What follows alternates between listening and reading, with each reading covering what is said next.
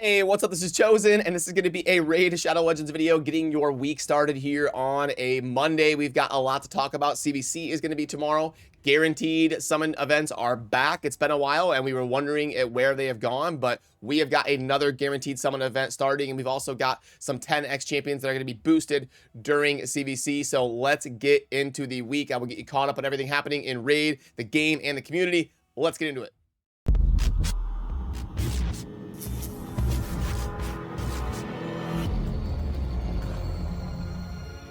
Alrighty, now first of all, let's go over the news here that we have officially coming down from Plarium. So on Tuesday the 28th, that is going to be when CBC starts. You can see the teaser up there on the top right, the Burning Helms. That shows us that CBC is going to be starting tomorrow, and we are going to have two different champions that are boosted during CBC, Elva Autumnborn and Mighty Uko. And then it says also we're planning to launch a guaranteed champion event simultaneously with the 10x event. So looking like for 110 voids, we are going to be getting Supreme Kale as a guaranteed summon event. Now let's pull up the guaranteed summon event chart so we can see what's going on here.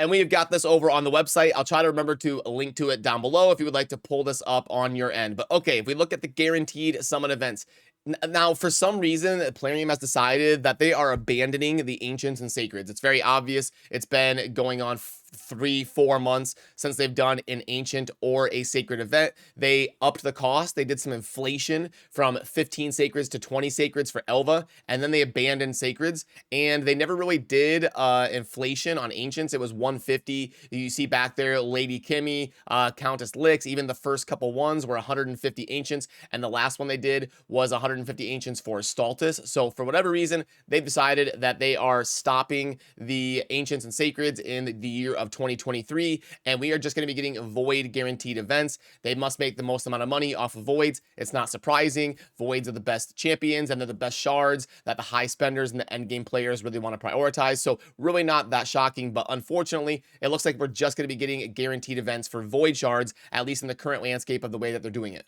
And I guess the good news is that there isn't inflation. If we can do a glass half full kind of thing, you can see that the last couple have been 110 voids for Ileal and then also Shogger, and they're going to be doing 110 voids for Supreme Kale.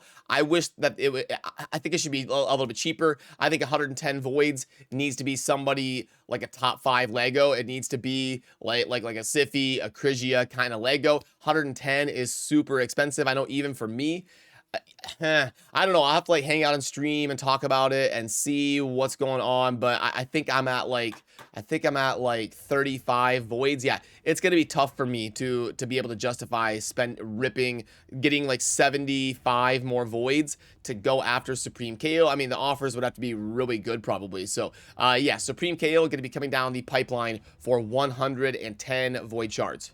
And if we go on over to the champions page and we put in Supreme, I mean, Supreme Kale does grade out on the tier list algorithm as the overall best one. And, you know, I mean, Kale is such an iconic champion. He's the most popular starting champion. If I had to guess which one they would do for a guaranteed event, I would have guessed Supreme Kale. So they are going to be doing it for 110, and he grades out as a 72.4 on the overall tier list. He's a solid champion. I don't think he's going to be like a god tier, S tier, Krigia type Duchess, amazing champion in the game. But let's pull him up and do a quick refresher course. So, okay, for Supreme Kale, and again, I may get together with some creators and do like a dedicated video, hang out on stream or something to talk about if you should or shouldn't go for Supreme Kale based on where you're at and your spending tier and all that, and we'll try to get a more detailed breakdown of that. But just gut reaction here, like in my morning wrap-up video here on Monday, the base stats, pretty solid. The 110 base speed is great. It's a little bit of a rip that he doesn't get any accuracy there as a legendary. For the overall grades, he's going to be mostly relevant, just kind of in a general utility kind of sense. I don't think he's going to be like a PvP god or anything like that. He doesn't have revive for like progressing and 3-starring content, but he'll just be kind of like decent and usable in a lot of different areas of the game. And oh wait, I think it's not a big deal that he doesn't have the accuracy, because if I remember right, he doesn't really need accuracy. So he's got like attack, he's got the AoE A1, yeah, can't be resisted. And the cool thing about Supreme KO was that he synergizes that in every single ability of his kit. So scratch that. It doesn't matter that he has 0 accuracy, because all of his abilities, this is a cool selling point of Kale, is that he doesn't need to be built with any accuracy. So we could probably bump up his progression score to like a 92 or 93, because that is a big deal when you've got an early or mid game account. It's really not that big of a deal in the end game, because you can get the accuracy you need for the PvE content typically, but that is a big deal for a lot of accounts out there, that he does not need accuracy. And he's got the AoE A1, so he can be fun in a stun set, faction wars, all of that, because every single ability is AoE, similar to how you see like a Bellower get used, where every single ability is an AoE, and you can, you know, bust out the stun set for secret rooms and stuff like that. He's going to be placing a lot of poisons, and he's going to be increasing the duration of all enemy debuffs. He is also going to be increasing accuracy to help you hit the accuracy thresholds and things like Iron Twins maybe and stuff like that. So he's definitely got a lot of utility, and I do think he's a very solid champion for sure. We're going to have to do more of a deep dive to figure out exactly who it makes sense for on the 110 voids, though. I'm honestly like neutral. I'm like 50-50 in terms of me. It could go either way. I'm going to have to kind of sit down and think about it. Then if we transition to some of the stuff going on in game today, the Supreme Elhain event and fragment things going on is going to be coming to a close. The last thing that is live is this champion training event right here.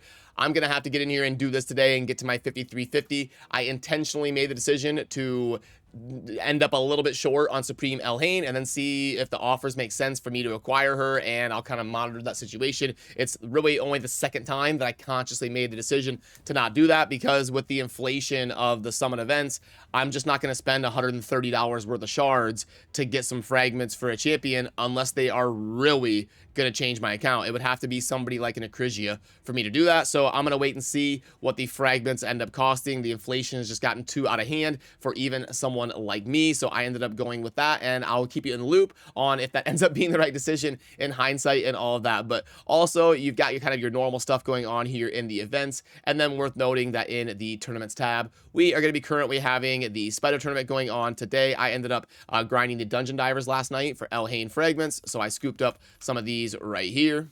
And then you've also just got to do your normal classic arena stuff to get your 750 tokens over there, your coins. And then you've got the Dragon tournament starting, as well as a special Ice Golem tournament coming, where you will only be able to use Dark Elves. So I guess something to kick off the Supreme Kale event being a Dark Elf guaranteed event. They're going to be doing an Ice Golem tournament with Dark Elves only. So we may get a video out here on the channel going over the Dark Elves Ice Golem and let you know which team I would be thinking about running if the rewards end up being worth it here in the Ice Golem tournament. And also for clan stuff, obviously CVC is starting tomorrow. You already know about that, so you want to prepare accordingly. Don't do faction wars today at the daily reset. You want to wait until CVC is live, so you can kind of hit that window where you can get more days of faction wars and do them during CVC. And then also under your clan quest, they are going to be resetting at the end of the day. So just your reminder to jump in there and do those so that you're contributing to your clan's level and all of that. Then the normal stuff, your arena is going to be resetting, so make sure you're in the proper classical tier so you're not messing up your teams. And then also we've got a brand new iteration of the Doom Tower launching, so I will be getting you a dedicated video and a dedicated breakdown over what the sets are and how to kind of just get everything like the secret rooms and everything going on with the Doom Tower in one infographic and post, so that you know exactly what is up with the Frost Spider Doom Tower that is just launching right now. And also, if your account is at a place where you're hitting the Hydra, you've got about a day and a half to spend your weekly keys on that. So now let's dive into the shop. There was an offer like that popped up. There was a lightning offer, and I didn't get to see it. I was just instinctually closing things as they popped up, and I got a lightning offer that I can't grade for you. So I would go over the footage of me recording right now. I would go over the footage and grade it, but I had like the news pulled up, so on my recording software, it was blocking the lightning offer. So I don't have any clue what, I think I saw like some rare books or something, but I don't know. I have no idea what the lightning pack was, unfortunately. So see, Plarium does too many. See, Plarium's hurting themselves. They do so many pop-ups that I just instinctually like spam close them without even looking at them. So I think they've gone a little bit too hard in the paint with the pop-ups, and it's starting to kind of hurt them a little bit. With someone who's played as long as me, that just instinctually closes everything. So okay, we've got, what else is in here? Okay, standard stuff. The spring pack it's pretty meh. It's like a 1.15 on the offer scale. Soulstone, the Soulstone party pack. Okay. 2, 1, 1. Let me see, actually. Oh, wait, it's a purchase limit of 5. There's no way that's gonna end up being good, I don't think. But let's head on over to the offer calculator here. Okay, what do we got? So we've got the price of 25, and then we are going to be doing a bunch of Immortal Soulstones. I think it was 4, right? It was 2 for the first one, and then boom, boom, boom, and a 1.20. So honestly, that's about the highest score you're ever going to see for a purchase limit of 5 offer. They're usually around like a 1.0 or a 0.9 even. So I would say for someone who's a high spender that is really in the phase of wanting to acquire blessings, it wouldn't be that bad. But for anybody that's a low to mid spender, this one would probably be a pass. And then let's go. Unfortunately, really nothing else to take note of, and I missed the lightning offer down below. So if any of you out there got a breakdown of the lightning offer, would really appreciate that down in the comment section to help anybody that's watching this be able to have that knowledge as well. And in other big gaming news, one of the biggest game releases of 2023 that I run a separate channel for over on my Diablo channel, Diablo 4, the beta has concluded. They had 2 different iterations of beta. They had the closed beta last weekend, and then they had the open beta this weekend. And I don't know that they gave us the exact numbers for players, but they did give us the total number of hours played at the big number you see up top there, the 20,814,000. That was the total hours played. So when I plugged that in to the AI here, and I asked it, you know, if the average player played for somewhere between like 3 and 10 hours, what did that mean? And it told me, just kind of spit the formula out and did it for me, and told me that somewhere between 2 million and 7 million players. It's probably closer to the 2 million. You have a lot of people that just try it out really quickly. So, but yeah, somewhere around 2 million players on the Diablo 4 beta, which is pretty crazy. And I'm out there representing for the Raid Shadow Legends community. I think I set the world record. I was able to hit the max level in beta in just over 1 hour. It was 1 hour and 12 minutes. And I don't think there's anybody out there with video footage proof from start to finish of doing it faster than that. I think most players out there were hitting max level in optimized groups in like maybe 2.5 to 4 hours. And I was able to come up with a method within the team where we could power level and get pretty close to 1 hour. I think we could optimize it and get it under 1 hour, but we don't have much time during the beta weekend to optimize things. But I think I set the world record for power leveling in the Diablo 4 beta, so it was a lot of fun.